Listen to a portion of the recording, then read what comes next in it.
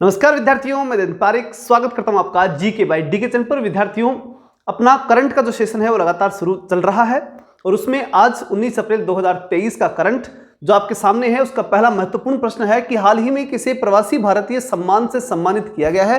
प्रवासी भारतीय क्या होते हैं, सबसे पहले ये जान लीजिए। वो भारतीय जो कभी भारत के थे लेकिन अभी बाहर रहते हैं, कमाकर खा रहे हैं अपना, और वो उनको यहाँ बुलाकर के अगर सम्मेलन करें तो प्रवासी भारतीय सम्मेलन है। और उसमें जो है किसे सम्मानित किया गया, तो उस सम्मेलन के अंदर ब्रह्मा जी प्रकट हुए और उनको सम्मानित कर दिया गया, राज सुब्रमण्यम, ठीक है, ब्रह्मा जी, और उनको क्या किया गया, सम्मानित किया गया। अगला प्रश्न, हाल ही में तवांग के नए मठ का उद्घाटन किसने किया। तवांग के जो नया मठ है उसका उद्घाटन पेमा खांडू ने किया। पेमा खांडू कौन है, ये अरुणाचल प्रदेश के मुख्यमंत्री हैं और अरुणाचल प्रदेश में ही क्या पड़ता है, तवांग पड़ता है। ये चीज आपको ध्यान होना चाहिए। साथ ही साथ अमित शाह गृह मंत्री हैं और राजनाथ सिंह जी रक्षा मंत्री हैं, ये आपको जानकारी होगी। अगली बात हम चलते हैं, हाल ही में कर्नाटक बैंक ने किसे अंतरिम सीईओ नियुक्त किया है। कर्नाटक यानी नाटक करने वाले, और नाटक करने वाले की सीईओ यानी सबसे टॉप पोस्ट, और सबसे टॉप पोस्ट यानी सबसे शिखर वाली पोस्ट। तो नाटक करने वालों में सबसे शिखर पर कोई बैठे तो वो कर्नाटक बैंक का क्या बन जाएगा, सीईओ बन जाएगा। अगला आता है, हाल ही में हिमाचल प्रदेश हाईकोर्ट के कार्यवाहक मुख्य न्यायाधीश के रूप में किसे नियुक्त किया गया। तो बात हो रही है हिमाचल की। हिमाचल प्रदेश में काम चलाने के लिए कोई न्यायाधीश चाहिए था, तो वो आम आदमी नहीं चल सकता, वो तो वो हो जिसने पूरी दुनिया देखी हो, त्रिलोकी देखी हो, वही व्यक्ति बैठ सकता है। इसलिए त्रिलोक सिंह चौहान को क्या बनाया गया, हिमाचल प्रदेश हाईकोर्ट में कार्यवाहक मुख्य न्यायाधीश के रूप में नियुक्त किया गया है। अगला प्रश्न है, हाल ही में किसे मेलकम अधिशेषिया पुरस्कार 2023 से सम्मानित किया गया है। मेलकम अधिशेषिया, मेलकम यानी वेलकम, ठीक, और वेलकम उत्साह के साथ हम करते हैं, तो उत्साह पटनायक जो है वो मेलकम अधिशेषिया पुरस्कार से सम्मानित उनको किया गया है। अगला प्रश्न आता है, हाल ही में विश्व विरासत दिवस कब बनाया गया। कल ही बनाया गया डेली, ये हमें मालूम होना चाहिए कि आज कौन सा जो है दिवस है। तो आज जो दिवस उसके बारे में कल चर्चा करेंगे। तो कल था जो है वो विश्व विरासत दिवस यानी 18 अप्रैल को। याद रखने का तरीका क्या होगा, 8 यानी ठाठ, अकेले ठाठ से हम कहाँ रह सकते हैं, बड़ी सी हवेली हो उसमें अकेले ठाठ से रहें, यानी विरासत है वो अपनी, तो वो क्या हुई, विश्व विरासत सूची है, विश्व विरासत दिवस सॉरी, ठीक। और कल मैंने बताया था 17 अप्रैल के बारे में, तो वो हीमोफीलिया दिवस था, और 18 अप्रैल को विश्व विरासत दिवस। अगला है, हाल ही में किसे यूएस इंडिया टास्क फोर्स में नामित किया गया। यूएस इंडिया टास्क फोर्स मतलब यूएस यानी अमेरिका और भारत, इन दोनों की संयुक्त टास्क फोर्स है, और उस टास्क फोर्स यानी काम करने वाले लोग, उसके लिए उस फोर्स में किसे नामित किया गया, तो नामित किया गया नीली बेंदापुड़ी को।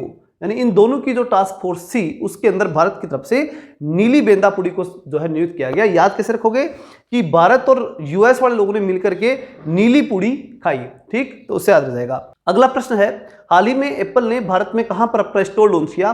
तो कल एप्पल ने मुंबई के अंदर अपना स्टोर लॉन्च किया, और उसके जो सीईओ है टिम कुक, ठीक है, ये ध्यान रखना महत्वपूर्ण है। टिम कुक जो खुद आए थे और आकर के उन्होंने जो है स्टोर को खुद ही ओपन किया था। अगला प्रश्न है, हाल ही में किसे wheel on web platform launch किया, किस कंपनी ने किया। व्हील यानी व्हील का मतलब होता है टायर, और टायर तो मतलब कंपनी तो कोई ना कोई व्हीकल वाली है, टाटा महिंद्रा है, टोयोटो। तो टोयोटो याद रखना कि वो जो व्हील है ना वो टोयोटो तेरा ही है, टोयोटो तेरा ही है, टोयोटो, ठीक।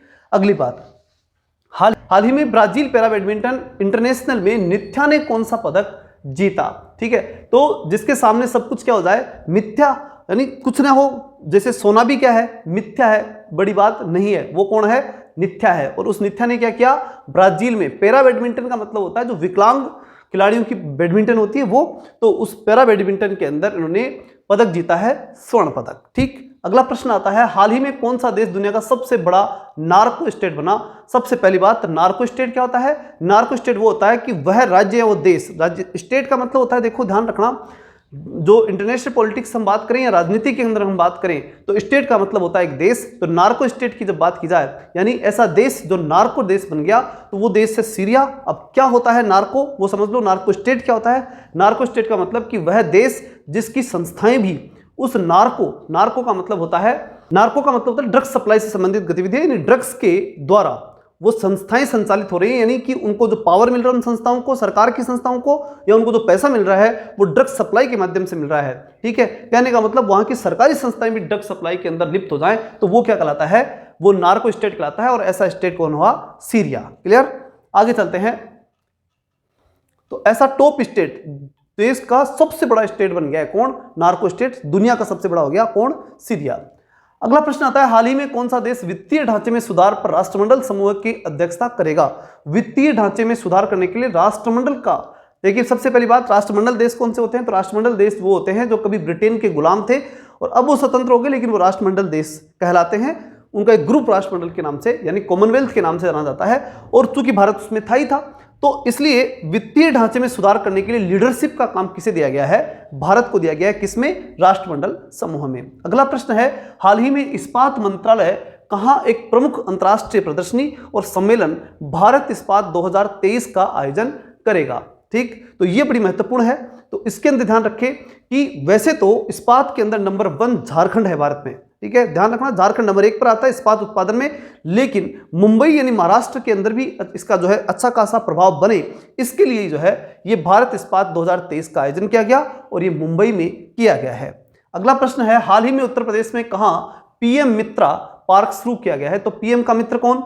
योगी जी, और योगी जी कहां के? उत्तर प्रदेश के, तो पीएम मित्रा उत्तर प्रदेश और लखनऊ और हरदोई, और योगी जी का तो लख जो है वो हरदम टॉप मोस्ट ही रहता है, इसलिए दोनों सही हैं, लखनऊ और हरदोई। अगला प्रश्न आता है, हाल ही में किस राज्य ने गर्मियों में पानी की कमी की समस्या से निपटने के लिए पहली बार जल बजट अपनाया? पहली बार जल बजट किस राज्य ने अपनाया?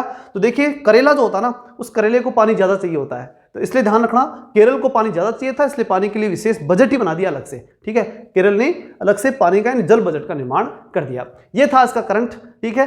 लगातार देखते रहने के लिए चैनल को सब्सक्राइब करें, और अगर आपको अच्छा लगा हो तो जो पढ़ने वाले विद्यार्थी हैं उन तक जरूर शेयर करें। मिलते हैं नेक्स्ट वीडियो में, तब तक के लिए जय हिंद, जय भारत।